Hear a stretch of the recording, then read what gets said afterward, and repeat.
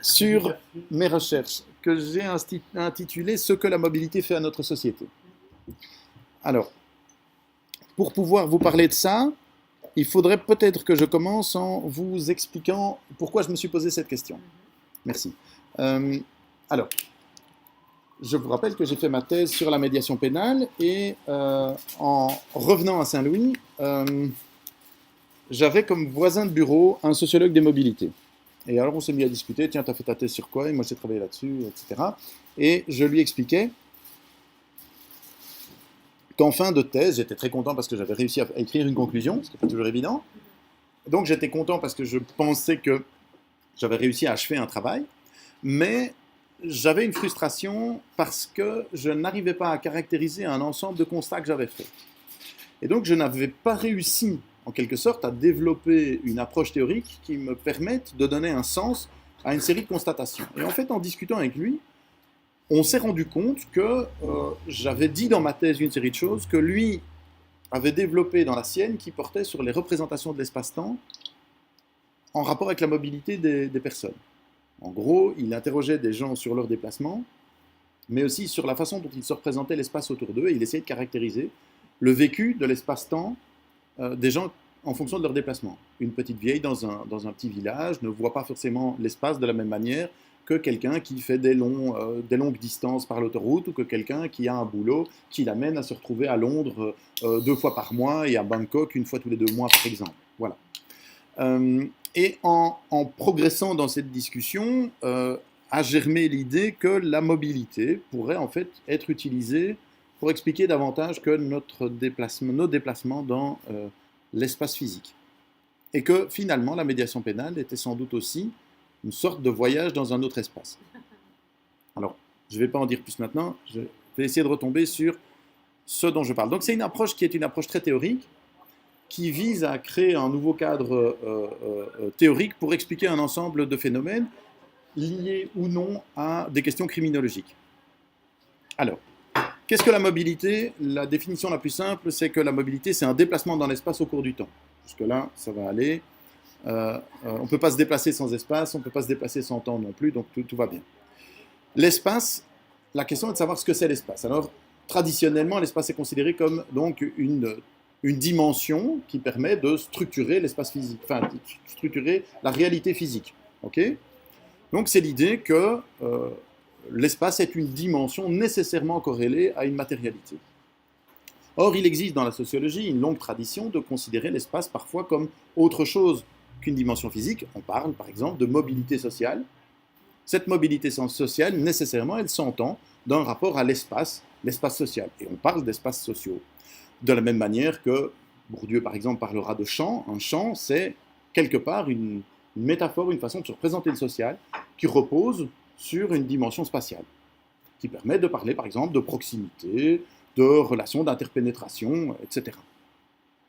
On pourrait continuer, je veux dire, là j'ai plus tellement, mais dans l'œuvre de Goffman, on trouve aussi des références à des réalités qui sont des réalités spatiales, même si elles ne sont pas matérialisées.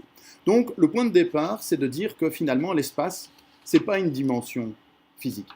C'est une manière de structurer une réalité, mais on part, évidemment en tant que sociologue, de l'idée que le social est aussi réel que le physique, et qu'on peut penser les deux au départ de l'espace. Notre idée est même que la façon dont nous concevons les espaces physiques et les espaces non physiques est la même. C'est-à-dire que ça repose sur les mêmes appréhensions, sur la même relation à l'espace. Et que donc, si l'un se modifie, il y a de fortes chances que l'autre se modifie aussi. Que donc, si on constate des modifications du rapport à l'espace physique, on peut imaginer, en tout cas, on peut creuser la question de savoir si on ne trouverait pas le même genre de modification dans les espaces non physiques. C'est très théorique, on va essayer de se rapprocher un peu de choses plus concrètes. Prenons un exemple.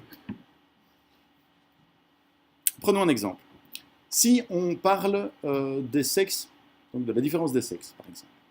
Cette différence des sexes a été considérée pendant très longtemps comme 2 espaces parfaitement hermétiques l'un à l'autre. Il y avait d'un côté les femmes, de l'autre côté les hommes, et entre les deux une ligne très claire. Ceux qui éventuellement essayaient de chipoter entre les deux soit de leur propre volonté, entre guillemets, on va parler des homosexuels, des travestis, de ce genre de choses, étaient considérés alors comme de dangereux contestataires de l'ordre établi, comme des rebelles, et ceux qui le faisaient à leur corps défendant, c'est-à-dire qu'il y avait par exemple une assignation problématique du sexe parce qu'ils étaient ce qu'on appelle des intersexués, étaient considérés comme des monstres. Donc dans les deux cas, c'était des anormaux, la norme étant bien que l'espace des femmes était parfaitement étanche par rapport à l'espace des hommes. Aujourd'hui, notamment au travers de la notion de genre, on se rend compte qu'on donne un sens à la différence entre un principe masculin et un principe féminin. Même, encore, il faudrait aller plus loin en niant le fait qu'il n'existe que deux pôles. Mais en tout cas, l'idée est que finalement, il y a un continuum entre la femme et l'homme, et que les positionnements entre ces deux sont multiples. Il n'y a plus un endroit où on franchit la frontière entre le principe féminin et le principe masculin. Alors ça se marque à la fois pour les intersexués, où on trouve des écrits de médecins qui disent maintenant il faut redéfinir la question du sexe biologique, en reposant la question et en admettant qu'il existe une continuité. Ça se pose aussi en question d'assignation sociale du genre, et donc là on n'est pas, bien clairement, on n'est pas dans un espace physique, où on peut être un homme et laisser s'exprimer la féminité que l'on a en soi, qu'on peut être un homme et être homosexuel, même un homme très masculin, on peut être un transsexuel très féminin et donc avoir des rôles de genre extrêmement marqués, mais en fait au départ d'une réassignation sexuelle. On peut aussi, et alors là c'est tout le jeu qu'on a aujourd'hui, contester qu'il existe même à un moment donné une possibilité de dire à quel côté on se rattache. Toute la question du rapport, par exemple, des enfants au jeu, le rapport à la parentalité, le rapport au métier, tout ça, ce sont des zones dans lesquelles, finalement, toute idée de frontière a disparu. À la frontière entre les sexes qui séparait les individus, évidemment, correspondait un ensemble de frontières sociales, le domestique étant le domaine de la femme, le public étant le domaine de l'homme, des activités, les activités de soins étant des activités de femmes, et les activités plutôt d'expression extérieure, de réalisation étant des activités d'hommes, etc. Et alors là, voilà, il ne faut pas que je vous fasse un dessin, vous connaissez ça par cœur. Mais donc, voilà, c'est un exemple de la manière dont on peut essayer, au départ de l'idée de l'espace, de penser un ensemble de réalités sociales. Alors, le temps est une dimension qui, elle, de toute façon, n'est pas physique. Voilà, hein, donc on est bien d'accord, elle n'est pas nécessairement physique, et elle est, comme l'espace, aussi une construction sociale. C'est-à-dire qu'on part de l'idée qu'on ne va pas parler des horloges atomiques, on va parler de la manière dont les gens conçoivent ce que c'est le temps et quel est son effet. Mais alors le problème, si vous voulez, c'est qu'on peut très bien imaginer le temps et on peut très bien imaginer l'espace. Mais en fait, il est impossible, à notre sens, de penser l'un sans l'autre. C'est ce que nous appelons des morphologies spatio-temporelles, c'est-à-dire des combinaisons de conception de l'espace et du temps qui se correspondent. Qui se correspondent comment? Pas physiquement, enfin, c'est pas un donné, c'est simplement que quand une société construit une vision de l'espace, elle construit en même temps une vision du temps, et inversement en fait. Pour prendre un exemple, si je dis que mon espace est structuré sur la base de la frontière, par exemple dans le cadre du paysage des États-nations européens à la fin du XIXe siècle, la notion de frontière est une notion éminemment importante. Évidemment, cette frontière ne peut pas être pensée sans qu'on s'interroge sur le temps. La frontière ne peut exister que dans l'imaginaire d'un temps qui est un temps de la stabilité, dans lequel interviennent éventuellement des ruptures brusques, et ça c'est quand on redessine les frontières, une conquête, un traité, ces moments où en un instant une frontière va se déplacer, mais sinon la frontière est vécue comme, si pas éternelle, au moins extrêmement stable dans le temps.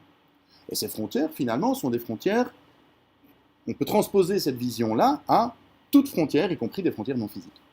Donc, par exemple, on voit bien qu'ici, dans cette morphologie, que nous appelons la forme limite, j'y reviendrai, on a bien une forme du temps qui correspond à une forme de l'espace. En tout cas, une construction sociale.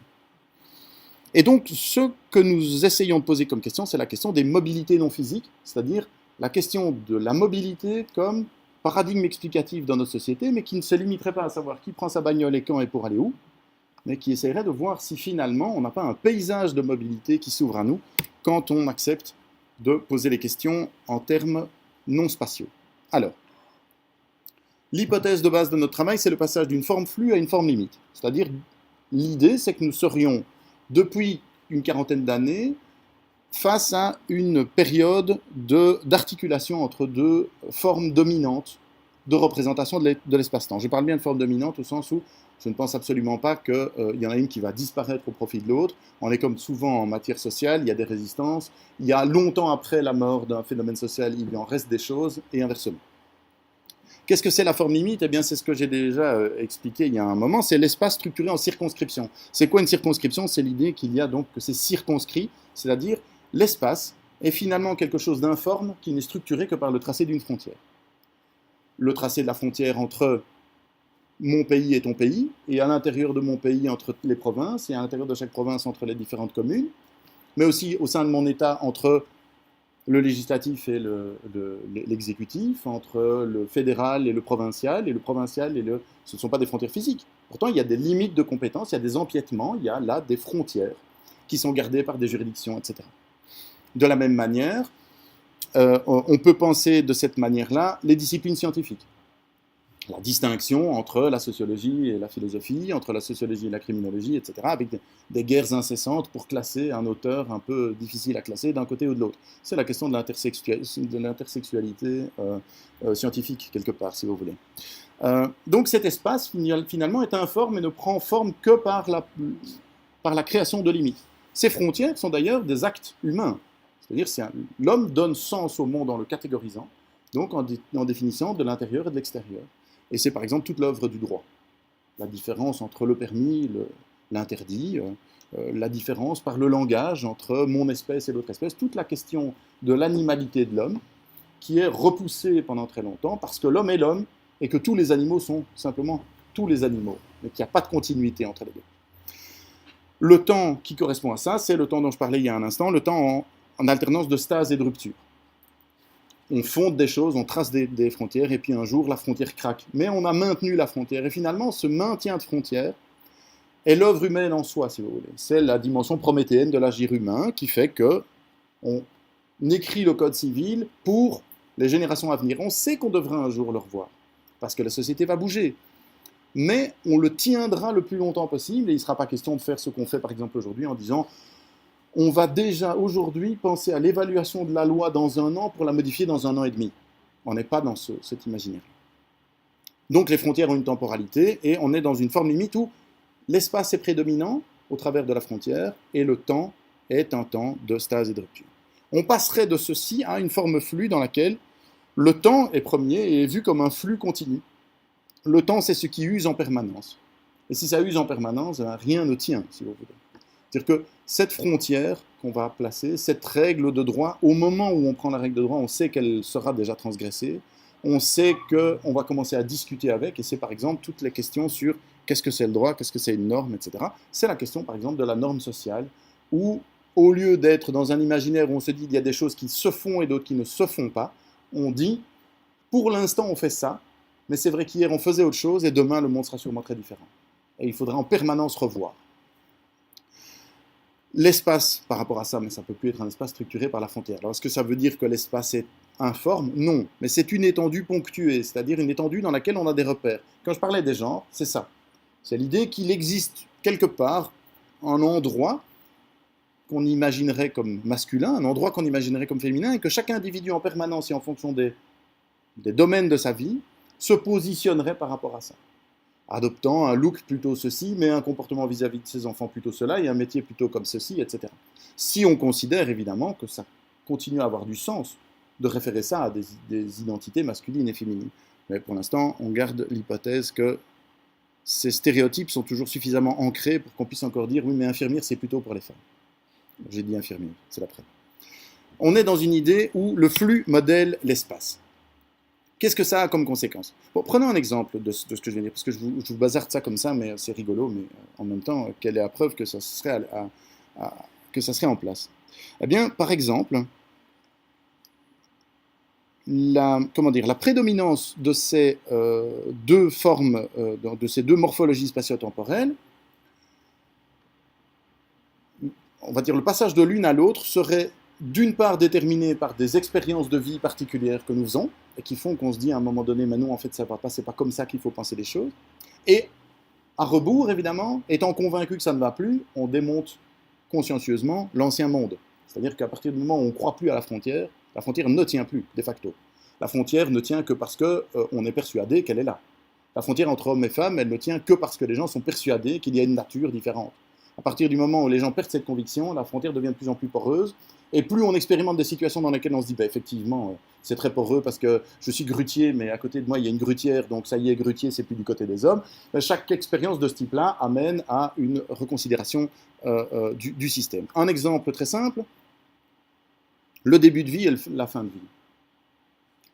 Qu'est-ce que c'est le début de vie avant, c'est-à-dire avant l'hypermédicalisation actuelle? Le début de vie, c'est un jour, un enfant sort du ventre de sa mère, point. Et ce jour-là, on le met sur le ventre de sa mère et on se dit, s'il vit toujours demain, c'est qu'il était destiné à vivre. En gros, c'est à peu près ça. On peut le frictionner, mais c'est à peu près tout ce qu'on peut pour lui. Tout le reste, voilà. Aujourd'hui, c'est quoi? Donc la différence entre le mort, enfin le pas né, le jamais vivant et le vivant, elle est finalement une chose qui nous est extérieure et qui nous est imposée et qui constitue une limite anthropologique fondamentale. Il y a un temps zéro où les choses commencent. Ou alors elles ne commencent pas et c'est que le coup a été raté. C'est comme ça. Aujourd'hui, on est dans un système complètement différent où quand l'enfant sort, on sait déjà quels sont ses problèmes, s'il en a. On a déjà mis en place le système pour l'aider. Et si c'est un grand prématuré, on va lui prodiguer des soins qui vont nous permettre de faire comme s'il était encore un peu dans le ventre de sa mère, mais pas vraiment. Et qui vont nous confronter à une question qui est dans quel état est-il et dans quel état sera-t-il? C'est-à-dire quelles sont ses séquelles, etc. On n'est plus face à un temps zéro qui s'impose à nous, on est dans une construction de ce temps où l'enfant est sorti et à un moment donné, on doit éventuellement se tourner vers les parents en disant il va souffrir d'une arriération mentale grave pour le restant de ses jours, d'une insuffisance respiratoire, etc., etc., etc. Vous prenez la décision que vous voulez, mais moi je le débrancherai. Ça veut dire que ce qui se passe à ce moment-là, c'est qu'il a existé un moment où cet enfant était vivant et pas vivant, et quand on le débranche, il est mort. Mais a-t-il commencé à vivre? Voilà. Alors, on a la même chose à la fin de la vie. La mort cérébrale est quelque chose qui n'existait pas il y a un siècle, parce que quand la mort cérébrale intervenait, le reste suivait. Tandis que maintenant,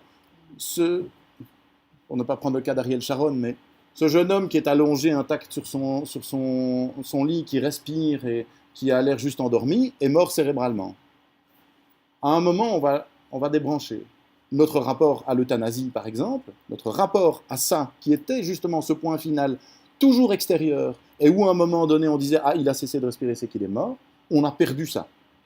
Donc ce sont des choses que nous expérimentons du point de vue du temps.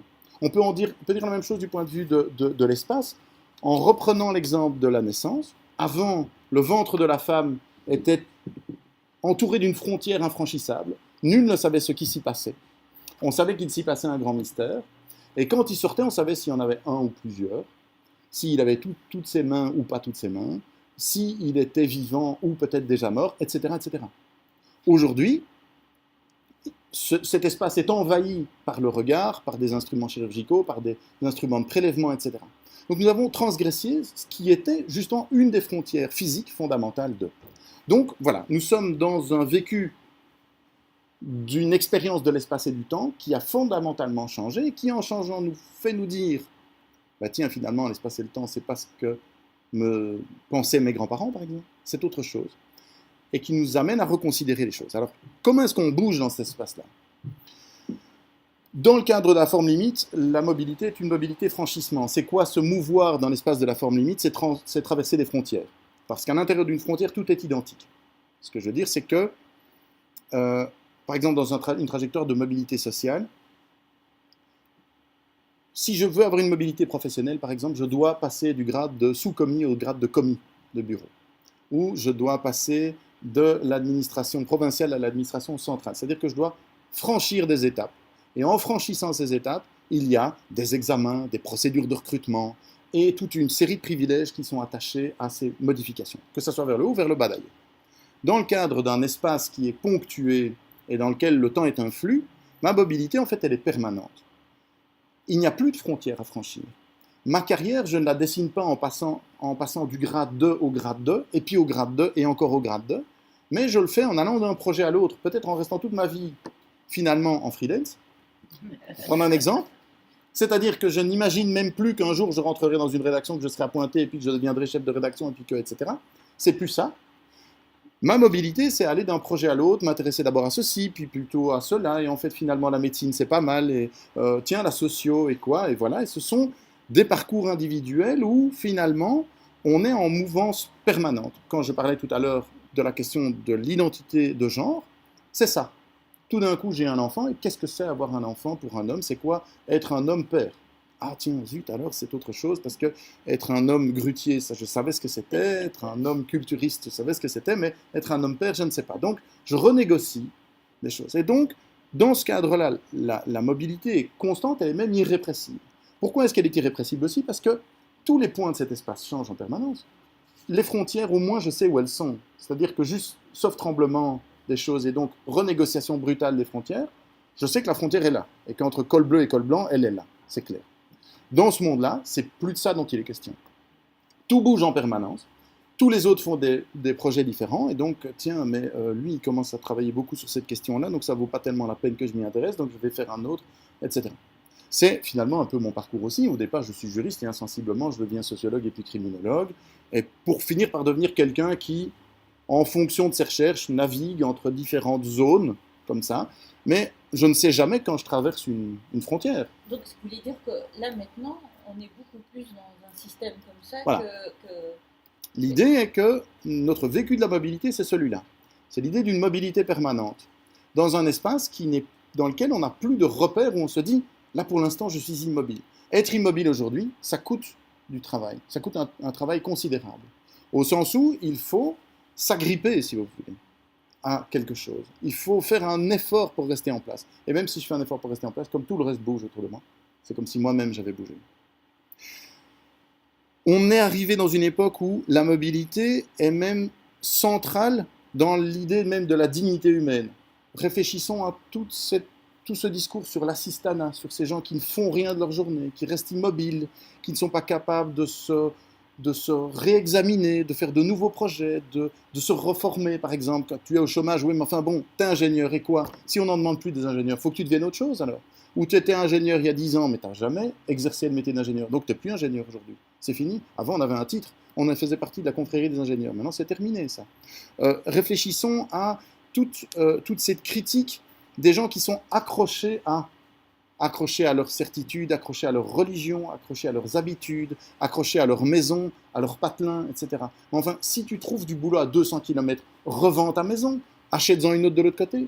Voilà, cette idée-là de l'omnimobilité, il n'y a plus d'ancrage, en fait, déjà. Ça, est fondée sur l'idée que l'ancrage est un problème pour l'homme, qu'il l'entrave, que l'ancrage est devenu une entrave, et que la dignité humaine, elle vient de cette libération, justement. J'aurai l'occasion d'y revenir, mais c'est notamment très présent dans les discours sur la prison. Vous verrez. Nous... Une aliénation aussi, parce qu'on est toujours dans ce mouvement, c'est dans l'obligation de mouvement, quel qu'il soit, que ce soit intellectuel, que ce soit physique, que ce soit... Alors il est difficile de défendre que le système antérieur n'était pas aliénant. Donc personnellement, oui, du point de vue du sociologue, je n'ai pas de jugement sur cette question. Mais l'idée est bien, par contre, qu'ici naît de l'expérience d'un autre espace-temps, d'un nouveau vécu de la mobilité, naît finalement ce qui est un impératif, ce que nous nommons l'idéologie mobilitaire, qui est maintenant une mobilité obligée, en fait. C'est plus comme on faisait avant, 50 ans dans une entreprise. Par exemple. C'est plus, Même au-delà de ça, si on se réfère alors à la question du management, par exemple, avant on avait une fonction, et on occupait une fonction dans une boîte. Et on occupait éventuellement cette fonction toute sa vie. Et si on ne l'occupait pas toute sa vie, c'était toute une histoire de changer de service, de passer de la compta au service des paiements, du personnel, ou de passer de l'atelier de peinture à l'atelier de soudure, par exemple. Aujourd'hui, on est dans un tout autre imaginaire où finalement, ce qu'on veut dire, vous devez être flexible, on a un nouveau projet pour toi, regarde, ça va être intéressant, machin, il faut pouvoir se reconvertir, etc. Tu as travaillé pendant 10 ans à Handicap International, mais il y a des perspectives intéressantes dans l'industrie de l'armement, pourquoi pas? C'est aussi ça, en fait. Alors, l'idéologie mobilitaire se structure, en tout cas pour l'instant, à ce stade-ci de notre réflexion, autour de 4 impératifs. Activité, activation, participation et adaptation. On va revenir dessus et je vais utiliser, maintenant on va faire un peu plus de concret, l'exemple de la prison. Alors, Voilà, mais pas seulement. L'idée, c'est quoi? C'est de faire un truc tout simple, c'est de chercher la mobilité là où normalement elle ne peut pas se trouver. C'est comme quand on cherche du DDT dans la graisse des phoques. Si on en trouve là, alors que personne n'avait pendu de DDT en Antarctique, c'est bien qu'il y en a partout. Donc si on arrive à trouver dans le discours sur la prison de la mobilité, alors que c'est par essence l'institution de l'immobilisation la plus frappante en tout cas, c'est qu'on peut considérer que ce discours est devenu un discours tellement prégnant qu'il est bon à tout justifier, y compris à justifier l'immobilité. Prenons les choses comme ça. Alors, je vais mon corpus de base, parce qu'il y a un moment donné, il faut bien se choisir un discours, alors je n'ai pas commencé à lire tout ce qui se disait sur la prison, j'ai pris un truc tout simple, c'est que en 2005, on a adopté une loi pénitentiaire, la loi de principe sur le statut juridique interne des détenus, enfin, qui a changé de nom et je ne retiens jamais son nom définitif. Et il y a eu une commission donc, de professeurs qui ont élaboré un avant-projet, puis des débats parlementaires, il y a 500 pages de débats parlementaires, c'est très riche, et c'est une loi très ambitieuse, et donc les débats retracent, si vous voulez, toute une conception de la prison aujourd'hui. Donc c'est un discours aujourd'hui qui prétend pouvoir parler de la prison, et notamment qui prétend pouvoir dessiner les contours d'une prison acceptable au début du XXIe siècle. Donc, bien entendu, dans les travaux parlementaires, c'est une entreprise de légitimation. Parce que c'est une entreprise qui sert à dire il faut adopter ce genre de règles parce que ça sera bien, parce que ça sert tel objectif, parce que c'est conforme à telle valeur qui est une valeur largement partagée. Voilà la raison du choix de ce matériau de base. Premier impératif, l'activité. Donc, c'est l'impératif qui simplement agit. En gros, agis, mais fais ce que tu veux. Fais n'importe quoi, mais fais quelque chose. Fais quelque chose de tes journées. Par exemple, dans ces travaux parlementaires, est très présente l'affirmation selon laquelle le personnel et les détenus sont des acteurs de la prison. Ce ne sont plus des personnes qui sont saisies par une institution et qui finalement sont surplombées, quelque part opprimées par une institution préexistante. Ils sont ceux qui font la prison. Ils la construisent au moment même où ils agissent dans la prison. Le temps carcéral, de ce point de vue-là, est un temps qui doit être mis à profit. C'est répété tout le temps. À l'origine, c'est quoi la prison? C'est justement ça. C'est plus encore que la privation de liberté, c'est la privation de temps, la prison. C'est vous retirer de votre vie 10 ans, pendant lesquels on vous condamne à l'immobilité, c'est-à-dire à la non-productivité de votre temps, en vous imposant des journées qui sont scandées d'une manière hyper régulière. Aujourd'hui, dans les travaux préparatoires, il est dit, mais quand on rentre en prison, il faut faire un projet de détention. Ce projet de détention doit indiquer comment on va mettre à profit le temps de l'incarcération pour réaliser des choses. Donc l'impératif d'action est bien là. Il n'est pas question, parce que tu es entre quatre murs et que tu sais que tu en as pour 20 ans, de t'asseoir sur ton lit et de regarder la télé toute la journée en disant on va attendre que ça passe. En tout cas, le bon prisonnier, celui qui aura donné des signes positifs, celui qui sera susceptible d'être libéré de manière anticipée, c'est le prisonnier qui aura montré qu'il sait tirer profit de tout. D'une manière générale, d'ailleurs, le paysage de la prison est un paysage qui érige la surcharge en mode normal de fonctionnement. Un exemple, dans l'avant-projet de loi, il était prévu qu'une norme soit fixée pour chaque prison en termes de capacité, avec interdiction de passer au-dessus, en disant cette prison-là, elle est prévue pour 650 personnes, et donc on ne peut pas travailler à 700 ou à 750 ou à 800. Il était clairement indiqué que tous les objectifs de la loi dépendaient de cet élément parce que la surpopulation carcérale rendait impossible la réalisation des objectifs. Ça a été supprimé. On dit oui, non, mais en fait, c'est une question trop complexe, il ne peut pas être abordé par ce point de vue-là, donc on verra ça autrement. En attendant, ce qui se passe là, de toute évidence, c'est que le système prend acte de l'impossibilité de ne pas être en surcharge. C'est-à-dire qu'il érige en faisant ça la surcharge comme mode de fonctionnement normal. Qui empêche finalement de prendre alors on est bien, qui rend caduc tout le reste. Bien entendu. Ça, c'est pour ce qui est des conséquences. Mais ce qui est intéressant ici, c'est de voir qu'il n'y a même pas ce rêve qui est de dire on va faire les choses en fonction de l'infrastructure que nous avons. Alors, ces éléments ont évidemment un écho en dehors de la prison. Cette idée de la surcharge comme fonctionnement normal, qu'est-ce qu'ils vous répondent les gens quand vous leur demandez si ça va? Aujourd'hui, tout le monde vous répond ça va, mais je cours dans tous les sens. Je suis débordé. Ils ne vous le disent pas seulement parce que c'est vrai, ils vous le disent aussi parce qu'aujourd'hui, il faut le dire. Aujourd'hui, n'est légitime que celui qui est en surcharge. De la même manière que n'est un bon enfant que l'enfant qui a une activité extrascolaire tous les jours, que n'est productive une entreprise qu'une entreprise qui a un carnet de commandes plein rabord, qui a une croissance permanente. Voilà, et qui a une administration en permanence au bord de l'explosion, c'est-à-dire qu'en fait, tant qu'on n'est pas au-delà du maximum, on n'est nulle part. C'est l'impératif d'action, d'activité, poussé à son paroxysme. Évidemment, qu'est-ce qu'il y a derrière ça? Enfin, en tout cas, la face sombre de ça, c'est quoi? C'est le burn-out. C'est-à-dire c'est cette maladie si contemporaine de l'effondrement sous la surcharge, et alors de la mise hors service de l'individu, qui n'est pas capable de... Là, je vous renvoie, si vous voulez, à cet égard, aux travaux d'Alain Ehrenberg sur l'individu incertain et sur la fatigue d'être soi.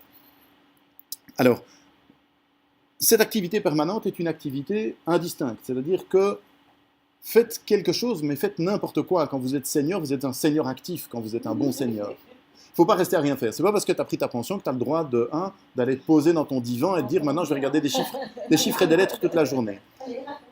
C'est un impératif d'activité. De la même manière, il y a le demandeur d'emploi, appelé tel, doit être actif. C'est-à-dire qu'il doit chercher de l'emploi. Il n'y en a pas, ça n'est pas grave. Sa dignité, c'est un problème de dignité. Le chômeur qui serait soupçonné de se complaire dans l'assistanat, c'est-à-dire dans une inactivité servie par les autres, serait moralement condamné. C'est bien une question morale, ce n'est pas une question de gestion de l'emploi, c'est une question morale. Et la figure du bon chômeur est celle du chômeur actif, celui qui cherche en permanence, même s'il cherche pour rien, ce n'est pas grave, sa dignité vient de la recherche, pas de la découverte de. Voilà. On est donc dans un régime d'hyperstimulation généralisée. À côté de ça, on a l'activation. Qu'est-ce que c'est l'activation? C'est la forme que prend cette activité, c'est-à-dire que c'est la question du principe moteur. Le principe moteur, ce n'est pas que vous êtes agi de l'extérieur. Vous n'êtes pas dans une situation où vous attendez qu'on vienne vous donner des instructions que vous allez suivre à la lettre. Vous êtes dans une attitude proactive, vous agissez par vous-même. Alors, le plan de détention, du point de vue de la prison, est un excellent exemple, parce qu'il repose normalement sur l'initiative du prisonnier. C'est-à-dire que le détenu doit faire des projets. C'est lui qui doit imaginer, qui doit se dire, par exemple, j'écris mal le français, je devrais prendre des cours d'alphabétisation. J'ai fait 3 victimes, je devrais mettre en place, demander du travail et épargner pour rembourser mes victimes. Quand je sortirai, il faudrait quand même que j'ai un logement et que j'ai un boulot. Donc, à, je ne sais pas moi, 6 mois de la date à laquelle je pourrais introduire ma demande de libération conditionnelle, je vais consulter l'ONEM, je vais mettre en ordre ce dossier-là. Donc, c'est quelqu'un qui fabrique son projet. Oui. C'est peut-être vraiment ridicule, je veux dire, mais ça part quand même du principe que la personne est mentalement équilibrée, tout ça. Ah, c'est ça qui est très intéressant. Ce que vous me dites là, c'est que vous adhérez profondément à cette vision de ce qu'est un être humain. C'est très intéressant. Moi, je le constate. Non, mais ce que je veux dire, c'est que, a priori, si on est en prison, c'est qu'on a fait des choses qui ne sont pas totalement bonnes, et aussi, peut-être, aussi probablement, parce qu'il y a un déséquilibre psychique ou quoi que ce soit. Certains détenus sont de très bons entrepreneurs capitalistes dans des marchés illégaux, mais sont de parfaits entrepreneurs. Non, mais ce n'est pas du tout une blague. Si on lit par le prisme de l'entrepreneuriat toute une série de délinquances, ce sont juste des entreprises illégales, mais des entreprises quand même, dans un marché qui est particulièrement libre, justement. C'est un très bel exemple de capitalisme. Ce que je veux dire par là, c'est qu'on ne peut pas nécessairement présupposer que les individus qui rentrent dans ce système manquent de ces aptitudes-là. Mais ici, ce qui se produit, c'est que la vision qu'on a de ce qu'est le bon détenu est une vision qui repose là-dessus. Quel était le bon détenu dans des systèmes antérieurs, notamment les systèmes disciplinaires décrits par Michel Foucault? C'était des détenus qui se fondaient sur le respect absolu et, à la limite, de la servilité de l'ensemble des règles du milieu dans lequel ils étaient plongés. C'est-à-dire que ces individus étaient agis de l'extérieur. Ils étaient, par exemple, condamnés aux travaux forcés. Eh bien, ils exécutaient des tâches idiotes et répétitives, disciplinant leur corps et surtout oubliant toute toute volonté personnelle.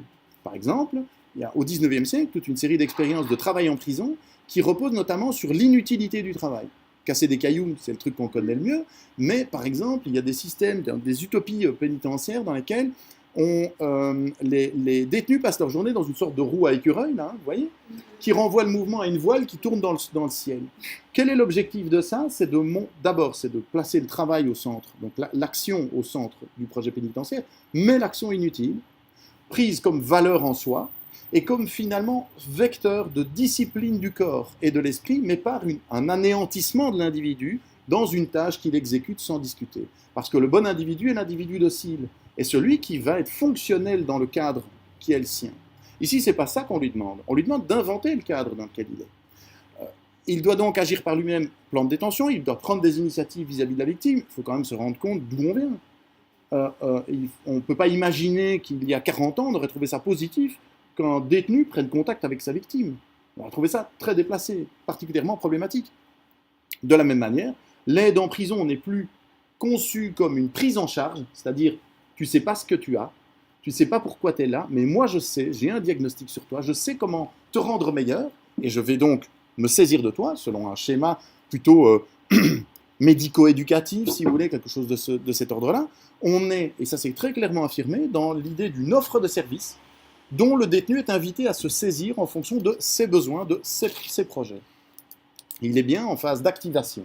Alors évidemment, cette activation, ben voilà, l'activation des allocations sociales, des allocataires sociaux, pardon, on est clairement dans ce cadre-là, ou quand on est au CPS, on vous dit, mais quel est votre projet? Quand vous êtes au chômage, on vous dit, bon, ben, comment est-ce que vous allez vous en sortir, etc. Et en gros, l'idée, c'est, si ce n'est pas toi qui te tires de là, personne ne le fera pour toi. On a quand même changé, par exemple, à cet égard de paradigme. On est passé du paradigme du bureau de placement au paradigme de l'activation. C'est-à-dire qu'avant, on te disait, écoute, tant que tu es chez toi et qu'on sait que tu es disponible, c'est bon, parce qu'en fait, tu pourras répondre à notre sollicitation. Quand on aura trouvé un boulot, on t'appellera ou quelqu'un se présentera chez toi, on t'enverra une lettre et tu iras te présenter à ton boulot, et puis c'est comme ça. À un paradigme dans lequel on dit, à l'inverse, on n'a pas de boulot pour toi, parce que ce boulot-là, il n'existe pas. Le boulot qui existe, c'est celui que tu vas trouver. Voire, c'est celui que tu vas créer. Voilà la vertu essentielle. Ne cherchez pas du boulot, créez-en un. Voilà. Alors on est évidemment dans un contexte de stigmatisation de l'assistanat, et par exemple aussi dans le domaine du management, l'impératif managérial de proactivité est extrêmement puissant. On vous dit, mais on attend tes suggestions, quoi. C'est de toi que ça doit venir. Avant, qu'est-ce qu'on disait à l'ouvrier à la chaîne? On lui disait, surtout, tu la fermes, surtout, tu ne prends aucune initiative. Ces machines ont été pensées par des ingénieurs qui savent bien mieux que toi comment on fait une voiture. Alors, tu ne dis rien, tu te tais parce que c'est lui qui a été à l'école, toi tu n'as pas été, et tu fais exactement le geste qu'on t'a enseigné, parce que c'est celui qui est chronométré comme étant le plus rapide. Aujourd'hui, comment est-ce qu'on fait? Dans les mêmes usines de voitures, on dit, hop, on fait une bagnole, c'est un team qui travaille. Et chaque fois qu'on peut améliorer les procédures de construction, chacun fait remonter les idées. Et notamment, on est dans le système de report de la charge, c'est-à-dire qu'on travaille tous à une voiture, et on n'a pas un geste décomposé qu'on fait comme une machine. On est tous en train de construire un véhicule, et quand il y en a un qui a pris du retard parce que le tableau de bord ne rentrait pas bien, bah, c'est l'autre qui va placer l'appui-tête parce qu'il a bien vu, et que de toute façon, le rendement est calculé sur l'équipe. Donc vous voyez, on est dans un imaginaire qui est un imaginaire différent. C'est pas seulement un imaginaire, d'ailleurs, c'est un impératif. C'est-à-dire, celui qui ne fait pas ça, c'est le mauvais ouvrier. La participation, ça c'est aussi quelque chose qui nous est répété jusqu'à l'écœurement. C'est l'impératif d'en être. C'est sois-en, tu dois en être. La prison est là un projet collectif. Donc, on part de l'idée que c'est une institution. Donc, l'institution, c'est un ensemble de pratiques, d'objets sociaux, d'objets matériels, de règlements, de normes, qui s'imposent à l'individu, dans lequel finalement l'individu est incarcéré, si vous voulez, au sens. Enfin, oui. Là, littéralement, mais il est incorporé, c'est-à-dire qu'il est mis dans une population qui est gérée, dont on attend des comportements stéréotypés. Ici, au contraire, la prison, c'est finalement la production de ceux qui l'habitent, et il est très clairement exprimé que c'est la production des détenus et du personnel pénitentiaire. Et c'est pas seulement le personnel pénitentiaire au service d'une institution c'est bien tout le monde qui crée la prison. Mais alors c'est quelque chose qui se fait, s'il y en a un qui part parce qu'il est libéré, qui s'écroule. Ah non, parce que là vous êtes dans un imaginaire qui est l'imaginaire mécaniciste de d'autres fois, c'est-à-dire l'idée que les individus sont des engrenages et que comme dans une horloge, quand on retire un engrenage, elle ne donne plus l'heure. Ici, on est dans l'idée que ce sont des interactions souples, basées sur des interactions interpersonnelles, c'est-à-dire qui se réagencent en permanence en fonction des individus auxquels on a affaire. Et donc là, on est dans cette idée justement dont on parlait tout à l'heure, cette idée de la mobilité permanente. C'est-à-dire qu'il n'est pas question d'avoir des individus standardisés étiquetés détenus et des individus standardisés étiquetés agents pénitentiaires, par exemple. On est dans des interactions interpersonnelles et pas interindividuelles. C'est-à-dire qu'on passe de l'idée de l'individu abstrait à l'idée de la personne avec toute sa dimension, et donc le fait que la relation à l'autre est le produit d'un ajustement constant. Donc la prison de projet collectif, la prison co-construction. Par exemple aussi le passage d'un régime d'isolement à un régime communautaire, ça c'est très présent. Donc on est bien d'accord pour dire que ce qui a été le régime du 19e siècle, qui était un régime d'isolement strict, dans lequel les prisonniers ne pouvaient jamais communiquer entre eux. Par exemple, au 19e siècle, ils portaient une cagoule dans les couloirs quand ils faisaient des mouvements collectifs pour qu'ils ne puissent pas se reconnaître. Ils assistaient à la messe au travers d'une petite fenêtre dans la porte de leur cellule pour qu'ils ne puissent pas se voir sur le côté. Et quand il y avait une chapelle, c'était une chapelle panoptique, c'est-à-dire où ils étaient chacun dans un box où ils voyaient juste le prêtre. Donc, la question de la communication, et en fait, la prison ne pouvait pas être un milieu social.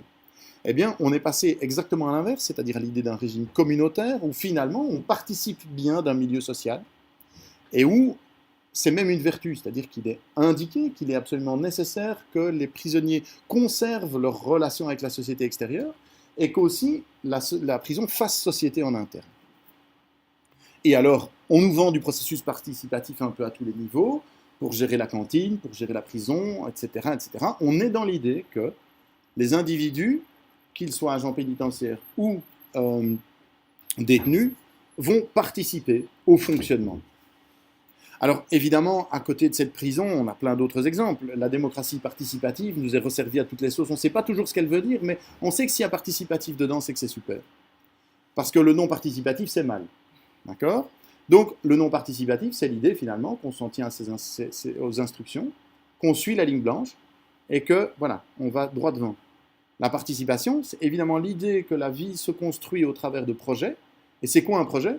C'est quelque chose qui est co-construit par des individus, ou par des personnes plutôt, qui s'embarquent ensemble avec un objectif commun. Un projet, c'est temporaire, c'est jamais pour toute la vie. C'est pour ça que vous avez des projets professionnels, et plus une carrière. Avant, vous aviez une carrière, et vous saviez que quand on rentrait là, on pouvait, en tout cas à l'ancienneté, arriver à ce niveau-là. Et ça, c'était votre carrière. Si vous étiez très doué, vous pouviez peut-être faire 1 ou 2 échelons en plus, mais pas beaucoup. Ici, on est plutôt dans des projets professionnels où à un moment donné, vous en avez marre du journalisme scientifique et vous allez vous diriger vers autre chose, ou vous avez sûrement eu d'autres projets avant. Un exemple ici, effectivement, à un moment donné, je crée ma revue, je ferai mon projet parce que je veux sortir d'eux, etc. Et puis, on verra bien, ça ne durera pas toute ma vie, un jour, je reviendrai sur autre chose. On ne rentre plus chez ArcelorMittal pour toute sa vie en disant maintenant j'appartiens à la famille. Ce n'est plus une incorporation. C'est une participation, et la participation, c'est la vie par projet. Vous avez même des projets affectifs. Vous faites un projet familial. Avant, vous intégriez un lignage, hein, ce n'est pas la même chose. Hein, d'accord ? Et quand vous avez des enfants, ben, c'est un projet aussi. J'entendais il y a 2 semaines à la radio, à propos de la loi sur l'attribution du nom de famille aux enfants, une parlementaire dire « Oui, mais quand on a un enfant, c'est quand même un projet qu'on fait à 2. » Et là, j'étais assez consterné d'entendre ça, parce que c'est un projet dans certains milieux, mais c'est loin d'être un projet dans tous les milieux. Et évidemment que ça n'a pas toujours été un projet, un enfant. D'abord, l'enfant, pendant très longtemps, ça a été une fatalité, c'est-à-dire que, comme me disait mon grand-père, mes parents ont eu 9 enfants parce qu'ils s'aimaient beaucoup. C'est-à-dire que quand on s'aime beaucoup, on a beaucoup d'enfants, c'est comme ça. Et par ailleurs, c'était aussi un devoir pour la nation, un devoir pour la famille. On devait donner un héritier pour le nom du père, on devait, etc. Mais ce n'était pas un projet. C'était la logique des choses, c'était l'ordre naturel, c'était l'impératif national, c'était tout ce que vous voulez, mais ce n'était pas un projet. Pas un projet au sens de qu'est-ce qu'on ferait bien ensemble finalement ? Sur quoi collaborerions-nous bien ? Par exemple, sur un projet de procréation. Voilà, c'est pas ça. C'est la façon dont les choses sont construites aujourd'hui. Ce qui n'est pas forcément... Non, c'est pas horrible. Au sens où... Moi, ce que j'essaye de faire, c'est de décortiquer la logique qui est derrière. Mais pour moi, il n'y a pas de raison, du point de vue du sociologue, en tout cas, il n'y a pas de raison de dire que l'enfant projet est mieux que l'enfant devoir. c'est un contexte et c'est comme ça que ça se fait. Et il y a encore beaucoup de milieux dans lesquels l'enfant n'est pas un projet, pas au sens où nous l'entendons. Notamment un projet, oui, mais dès le début, quel nom on va lui donner, par exemple. Le projet de l'attribution du nom, c'est nous devons collaborer pour choisir ensemble le nom de cet enfant. Ça aussi, c'est quelque chose de particulier. Donc c'est la vie par projet. L'adaptation, c'est le dernier impératif, et il est logiquement lié aux autres. Si je dois être actif tout le temps, de mon propre chef, intégré dans des projets que je construis avec les autres, dans une participation, je dois être flexible. Pourquoi? Mais parce que, comme je suis en rapport avec des individus, enfin des personnes plutôt, qui changent en permanence, puisque je vais m'associer à un tel pour faire ça, mais que demain je ferai autre chose, dans un autre contexte, avec une autre casquette, avec une autre spécialité, éventuellement pour une autre boîte, pour un autre journal. Prenons un exemple, vous êtes ici tous pigistes, quand vous écrivez pour le soir, c'est pas la même chose que si vous placez un article dans Le Vif ou que si vous placez dans la DH. On est quand même d'accord. Même si je ne sais pas s'il y a des pages scientifiques dans la DH. Non, bon. Tous les jours. Voilà. Toutes les pages. Alors, Toutes les pages. à la une. Les pages sont scientifiques à la DH. Donc, la flexibilité est évidemment un impératif nécessaire dans ce cadre. Il est d'ailleurs tout à fait antagoniste avec la situation antérieure, puisqu'avant, il ne fallait pas être flexible, il fallait être constant. La vertu était dans la constance. C'est ça qui est troublant. Il parlait de projet et de constance, donc en fait maintenant, rien n'est constant. Non, tout est temporaire. Je fais un projet familial avec quelqu'un, et dès le début, le contrat, c'est un contrat, le contrat dès le début, c'est tant qu'on est bien ensemble, on reste ensemble. Mais le jour où ça ne va plus, on sait très bien qu'on peut repartir, chacun avec nos billes, et faire un autre projet, pour reconfigurer alors nos attachements familiaux. Alors, dans la prison, c'est, à mon sens, dans le contexte... Prenons une situation. En 1930, votre grand-mère ou votre arrière-grand-mère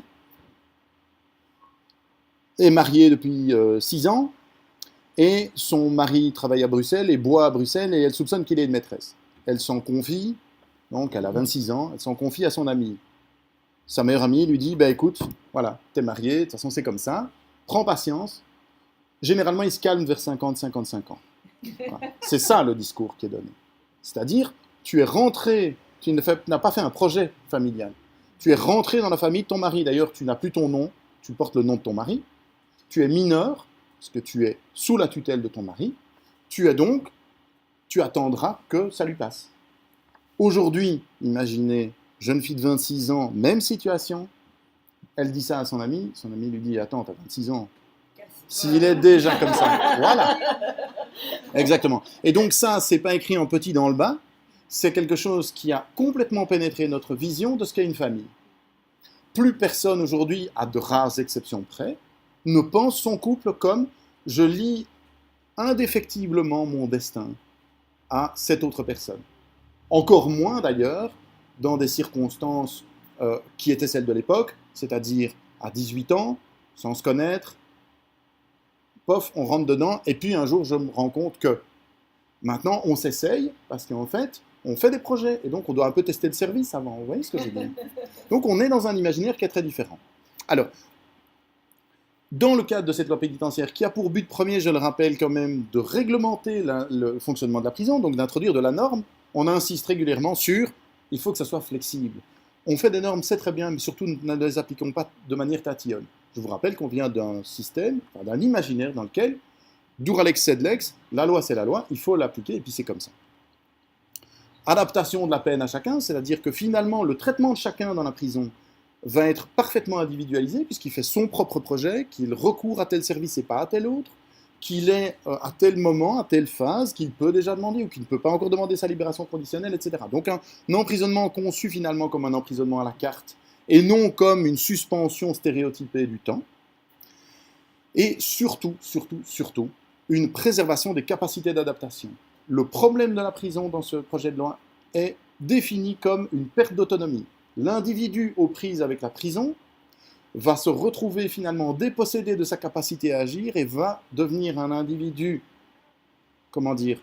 encrouté, incapable de s'adapter, et quand il ressortira dans la société, il sera plus capable de cette adaptation qui est la marque même de la capacité à agir dans le social. Alors flexibilité, mon Dieu, flexibilité des normes sociales et morales, réfléchissons aujourd'hui à la question du rapport de notre société à la religion musulmane. C'est pour moi quelque chose d'extrêmement intéressant. Pour moi, le blocage qui se produit actuellement est en bonne partie dû à une incompréhension, pas tellement un rejet, mais à la perte des cadres de représentation qui permettent de comprendre ce que c'est de dire « j'ai une religion, je n'en changerai jamais, et elle m'impose des interdits qui sont non transgressables et non négociables. » Quand on dit à quelqu'un « tu es venu ici et donc tu dois t'adapter parce qu'ici c'est pas comme ça qu'on fait », ce qu'on lui dit, c'est qu'on lui dit à tout moment, une norme religieuse, sociale, morale, tout ce que vous voudrez, doit pouvoir s'adapter. C'est-à-dire qu'elle doit être quelque part évaluée au regard du contexte. Tu ne mangeais pas de porc chez toi, d'accord, mais ici, le plat national, c'est comme le boudin frite, donc tu dois être capable de. C'est-à-dire cette idée que finalement, il est toujours possible de se défaire d'un attachement, d'un principe, etc. Flexibilité des temporalités sociales,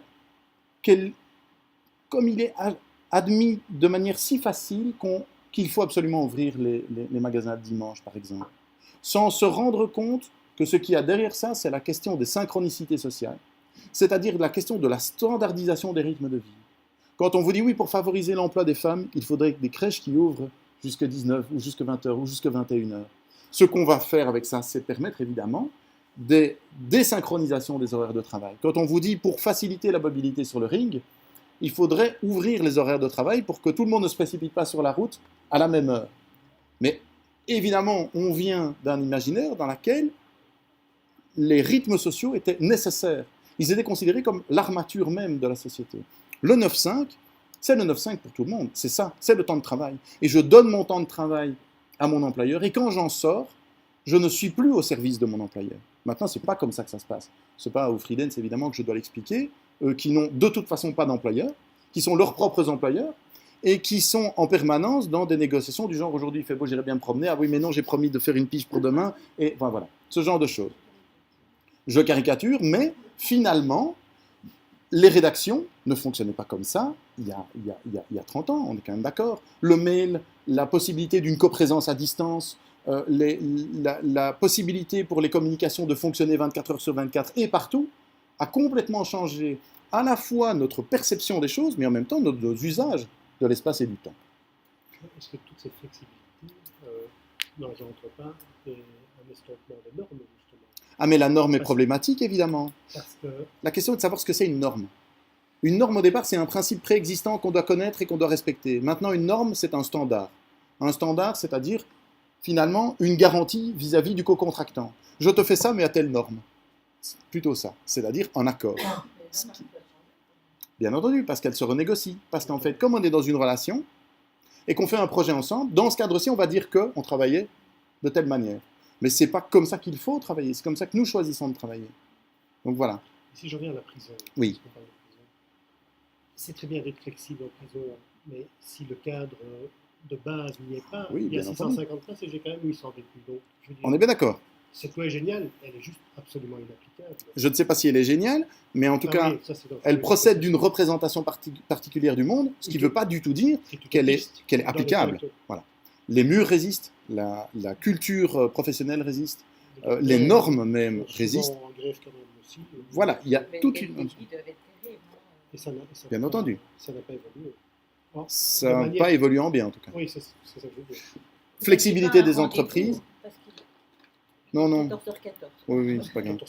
Flexibilité des entreprises, organisation, production, just-in-time, flux tendu, etc. Alors, dans quoi est-ce qu'on est? J'ai bientôt fini.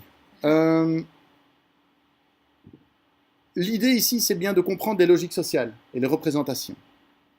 C'est donc une idéologie, c'est-à-dire une vision impérative du monde. Ça ne veut pas dire que c'est le monde, ça ne veut pas dire que le temps et l'espace, c'est ça. Ça veut dire que c'est comme ça que nous pensons que les choses doivent être. En tout cas, ça veut dire qu'un des registres selon lesquels nous pensons le devoir être est celui-là. Il y en a des concurrents. Mais évidemment... Le monde n'a pas cette idéologie-là. Bien entendu, tout à fait, tout à fait. On est bien d'accord, mais on peut constater que cette façon de voir les choses s'est considérablement développée au cours des 30 dernières années et que les discours sont de plus en plus puissants dans ce sens-là. Une idéologie, c'est aussi quelque chose qu'on utilise, c'est-à-dire que l'idéologie, c'est un discours qui sert à quelque chose. Ça veut dire qu'il y aura des mobilités illégitimes et des immobilités légitimes. Ce que je veux dire, c'est que théoriquement, on est censé être mobile. Et quand on est mobile, on est super bien. Sauf que le chômeur qui prend 3 bus pour aller faire un mi-temps au Carrefour, on va lui dire, t'as pas de mérite. Tu fais juste ce qu'il est bien normal de faire. C'est tout. C'est bien la moindre des choses. Par contre, le manager qui va régulièrement au siège de sa boîte en Californie, on lui dit « Waouh, c'est super, c'est une élite internationale, c'est génial ». Et il est super valorisé, alors que finalement, aller en Californie une semaine tous les 2 mois, c'est quand même autre chose que de prendre la tech tous les matins pendant 1h30. Et donc, il y a aussi évidemment des individus qui peuvent faire des usages différenciés. À l'inverse, l'immobile, l'assisté, celui qui ne fout rien de ses journées, celui qui est montré du doigt, c'est le chômeur, c'est par exemple pas le rentier. Oui, c'est vrai. L'idée de la circulation permanente de tout, incroyable, ne s'applique pas au patrimoine. Par exemple, pas au patrimoine immobilier. On ne dit pas, enfin franchement, tous ces trucs qui hiérarchisent notre société, qui bloquent les gens, il faudrait redistribuer régulièrement la propriété, ça n'est pas du tout à l'ordre du jour. Les droits de succession sont très impopulaires. Pourtant, s'il existe bien un instrument d'immobilisation sociale, c'est celui-là. C'est l'héritage. Donc, a priori, le droit de succession est une bonne manière de redistribuer, d'encourager le dynamisme et l'initiative personnelle plutôt que l'héritage et la perpétuation des inégalités. Donc, il y a aussi des usages différents. Et évidemment, et ça vous le disiez il y a un instant, il doit y avoir des compositions avec d'autres idéologies, dont l'idéologie de l'ancrage, celle qui, au contraire, valorise les temps scandés, les frontières, etc. Regardons par exemple tout le ramdam essentiellement français autour du mariage homosexuel, de la question du genre, etc. C'est toute une question liée à des imaginaires relatifs à la famille, au genre, aux identités, etc., qui montrent qu'il y a des résistances énormes. De la même manière que quand on dit les frontières n'existent plus, pour ceux qui sont à Ceuta ou Melilla, au Maroc, et qui essayent de rentrer dans ces enclaves espagnoles, les frontières, elles sont toujours bien là. Voilà, c'est ça que je voulais vous dire. Bravo. Super, merci beaucoup. Non, je vous en prie.